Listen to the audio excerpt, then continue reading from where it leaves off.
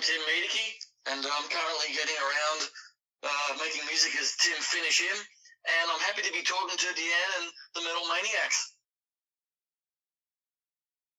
Yeah, the first concert I remember going to, I think it was Midnight Oil, actually, on their Diesel and Dust tour at the Entertainment Centre in Melbourne, and that was a huge affair. I mean, that's arguably the peak of their fame, and of filling places like that.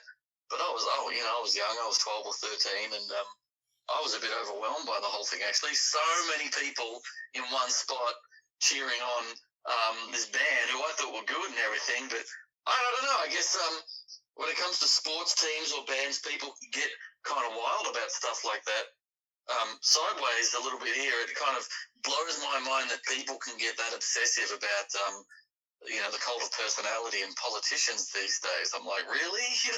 When it comes to voting for me, I'll look at the form and pick the one that I can most closely align with and then run to the nearest toilet, It's not, it doesn't make me feel very comfortable at all.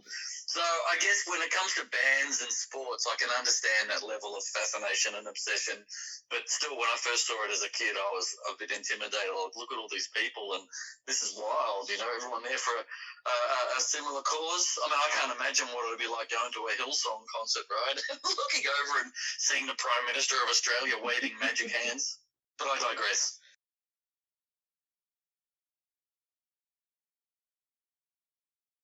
When I was about 13, a friend of mine gave me a cassette that had Dead Kennedys, Give Me Comedians or Give Me Death on one side, and Sex Pistols, Never Mind the Bollocks is the Sex Pistols on the other, and it struck a serious chord with me. Up until that point, I'd been enjoying some Adam and the Ants or Midnight Oil or whatever was in my parents' record collection, like the Beatles and Queen and Danny Kaye. But this punk rock stuff just blew my mind. The fierce sound that they had, these singers that were right up in your face with their social political rantings, and they seemed to really care deeply about their subject matter that was far beyond girls and cars and typical rock and roll fare.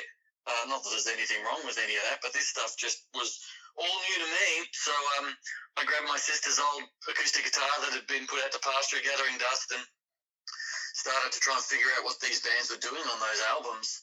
And before I knew it, a couple of friends of mine who had similar interests, we formed a band called the Lobotomy Scars, and we played our first show at our bass player's 16th birthday party. We wrote our own songs for most part, but we always had some Sex Pistols and Dead Kennedys songs in the repertoire, and as we went on, we wrote more and more originals, but the cornerstone of our influences was certainly a lot of that American and British punk rock. Yeah.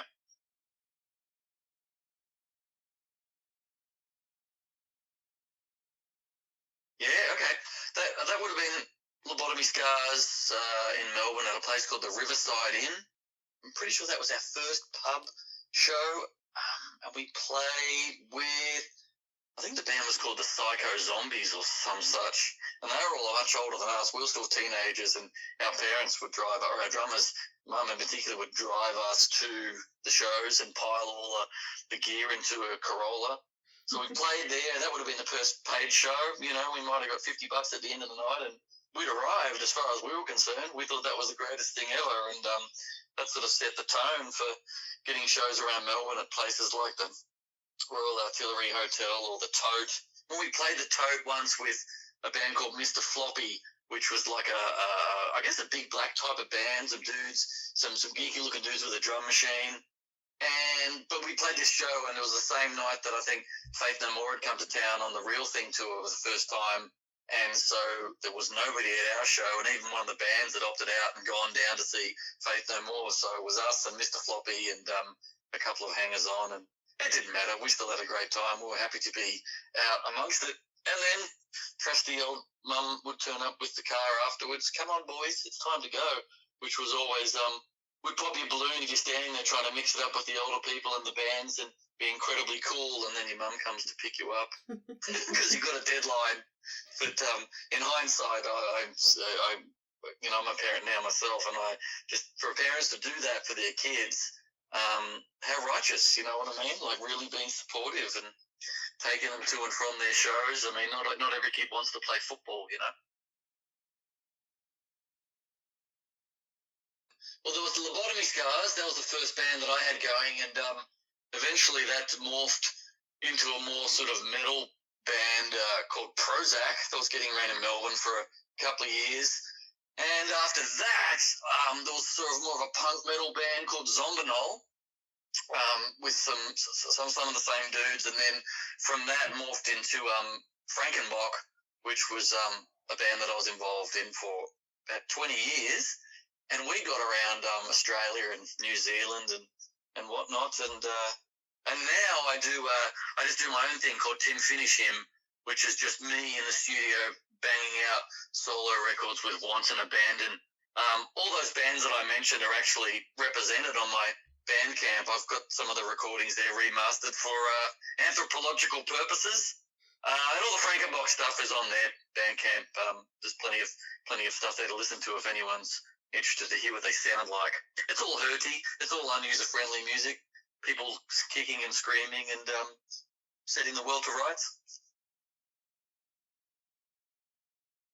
But yeah, the Frankenbok, I started with the guitarist and the original singer, and then we just charged on.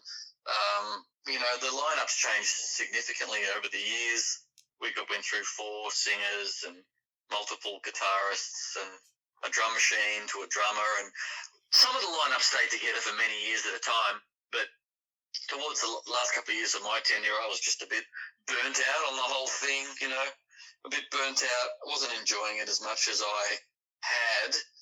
You've got to sort of have a certain level of obsession to be able to do that, because it's like charity work, it's unpaid. You do it because you love it, and some people in various pubs and clubs around the country want to hear it too, but in the end I was not, just wasn't enjoying it. So I thought, you know what, I'm always playing guitar, writing songs. I thought I'm just going to go and do that, which is what the Tim Finishing thing is, just a studio project that I do myself. I write and record everything and just put it out, for better or for worse. It's sort of my Wesley Willis level of obsession. I just hammer it out because I got to, and then I put it up on Bandcamp or whatnot, and some people enjoy it, some people, I guess they don't.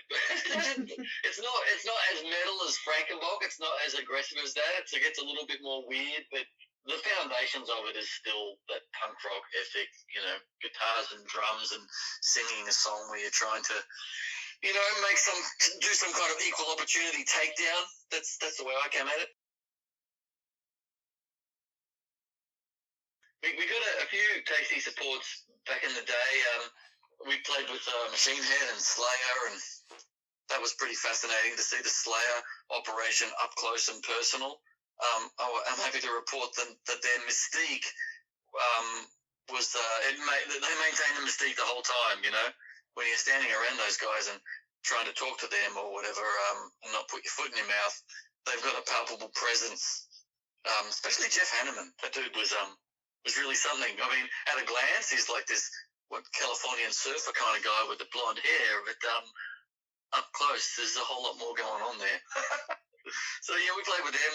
We did some System of a Down as well, and Fear Factory. We played with them, and what I remember most about that, I mean, they were good. I think that was the what album was that? Would have been 2001 or something. Beyond Demanufacture. Anyway, I can't remember. But they had their food writer backstage, which was McDonald's, right? And opposed to System of a Down, which had like alfalfa sprouts and tofu and God knows what. Fear Factory had all this McDonald's, and after the show, we went back to try and meet them, but they'd gone, but the leftover writer of McDonald's was still there. So we grabbed that box and hanging outside the Palace in Melbourne, and there were kids there waiting to see Fear Factory as well, but we're like, dudes, they've gone, you've missed your opportunity, but what we do have is their leftover cheeseburgers and apple pies, so all these little kids hanging around all got a late night treat in lieu of seeing the band. So that was pretty funny.